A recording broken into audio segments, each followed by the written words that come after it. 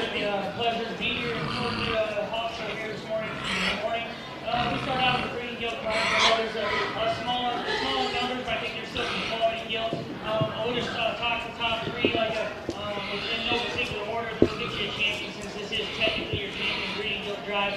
The blue gilt over here is one that when she comes in the ring, you have to appreciate her maternal capacity there in the middle portion of her body. You like some stoutness that we have on the top side of her skeleton. At the same time, this one gets a little soft in terms of her front foot. Doesn't necessarily open up with the biggest chest. And I'd like to just make that one not as moderate in her frame size and pick her up in her tail set to really make her ideal for a nice piece to go ahead and be in this class. The young man's kind of painted up deal or burnt appearing one at times is one that is jet front and really neat about that front 1/3.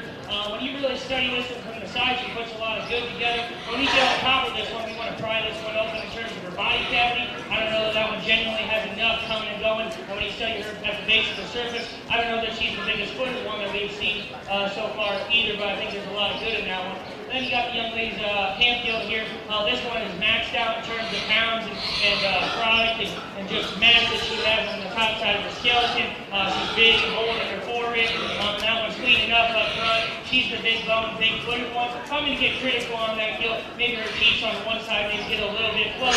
And you study her left back leg. I think she gets a little tight from hawk to ground there at times. I'd like to just see her go consistently with that one. But that's getting really critical on one that I think offers a lot of good for a breeding gilt. There's a lot of pieces with that one. There's a lot that you can do with that one in terms of getting a bore on that one to have a next generation. So I think it gets close for a reserve in my mind. I don't think there's any question for me which one needs to win. Young lady's hand gilt is going to be your champion.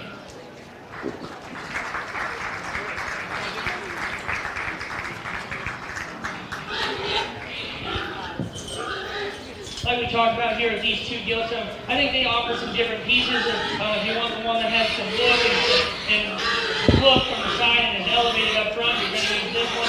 If you like the one that's got a little bit more body, you're confident you can get that front end to be up a little bit higher, you're going to use the blue one. I think it gets close, but I think the one that offers the next good in terms of being a breeding piece is the young lady's blue gilt.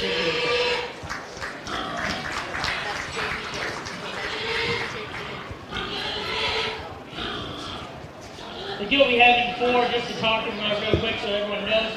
This gilt is really maxed out in terms of mass and dimension. She's got a big top.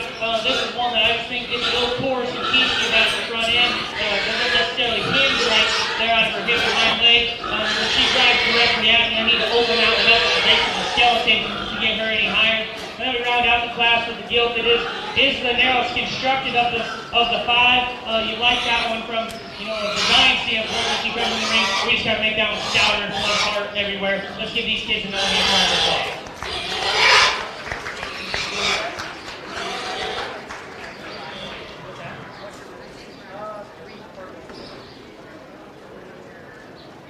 The champion.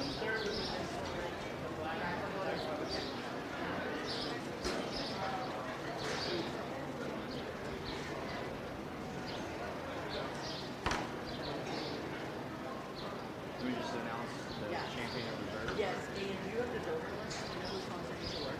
Oh, you got it. So Reed sponsored that too. Market hog, market gilt. So Megan is the champion, grand champion. Okay, Jeff and Carol Cruz. Megan Hughes.